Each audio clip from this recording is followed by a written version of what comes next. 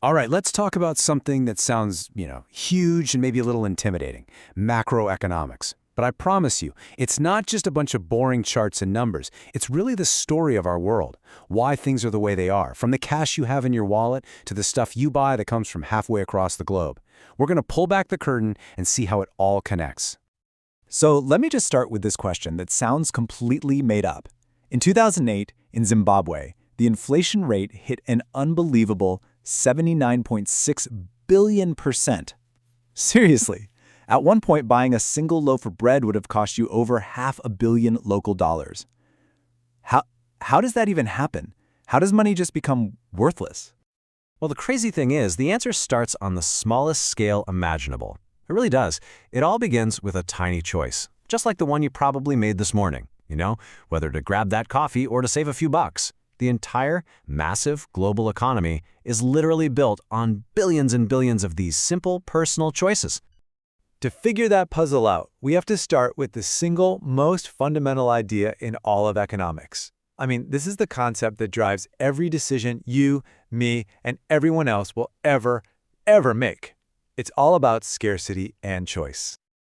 Okay, so what is scarcity? Well, it's actually a pretty simple but really powerful idea.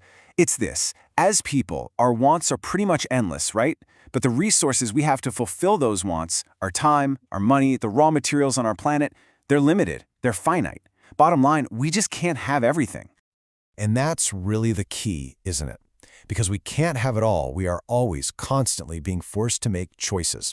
And every single time you choose one thing, you are, by definition, giving up something else. That constant trade-off, that act of choosing, is the real engine that makes our economy run. And this leads us to this really important idea called opportunity cost. It's basically the value of the thing you didn't choose. Think about a huge life decision, like going to college. The obvious costs are things like tuition, right? But the real hidden opportunity cost is the 4 years of salary you could have been earning if you'd just gotten a job instead. Every choice has a shadow cost. Okay, so if the whole economy is just billions of us running around making our own choices for our own reasons, how does it all fit together? How does all that individual chaos somehow turn into a complex, functioning system instead of, just a total mess? The famous economist Adam Smith explained this beautifully with something as simple as a pin factory. He noticed that if one person tried to do all 18 steps to make a pin by themselves, they might make one single pin a day. But if you divide up the labor, if you have each worker master just one simple task, that same group of people could suddenly churn out thousands of pins. That right there is the superpower of a modern economy: specialization. But how does all that specialization get organized? Well, Smith had this pretty wild idea he called the invisible hand. And the concept is this: when you and I and everybody else makes choices based on our own self-interest, what to buy, what to sell, where to work, we accidentally create this system that, through prices, directs resources to where they're most valuable. It's this incredible self-organizing phenomenon. Okay, so we've got this massive self-running economic machine. But how do we know if it's healthy? How can we tell if it's running smoothly or if it's, about to break down? Well, we need a kind of economic dashboard.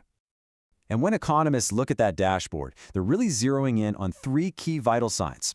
Is the economy getting bigger? Are people who want to work able to find a job? And are prices staying relatively stable? It really all comes down to growth, jobs, and prices. The biggest, flashiest gauge on that dashboard is gross domestic product, or GDP. Just think of it as the total price tag for every single thing a country produced in 1 year.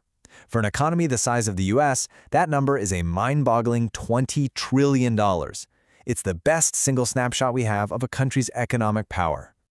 But to really get a feel for what life is like, you've got to look at GDP per person. And when you do that, the differences around the world are just staggering. Someone living in a high-income country might have an economic output more than 60 times higher than someone in a low-income country. That one number tells you so much about global inequality. Our next gauge is the unemployment rate. And, it's more specific than you might think.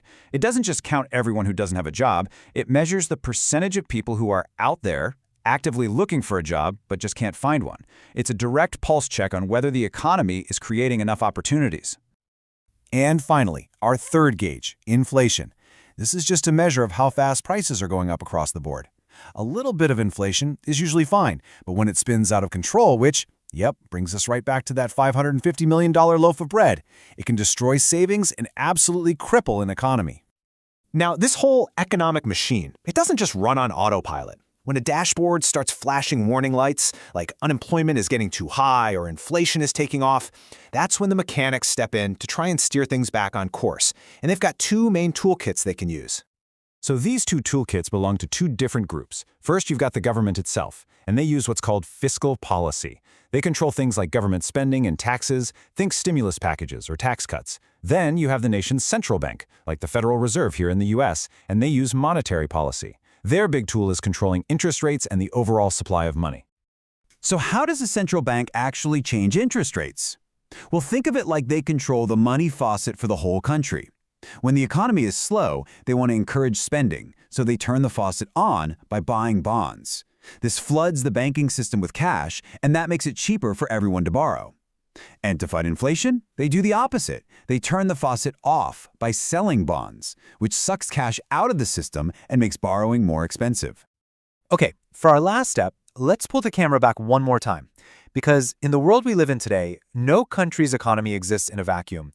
We are all tangled up in this huge interconnected web of global trade. The whole reason for all this global trade comes down to this really cool idea called comparative advantage.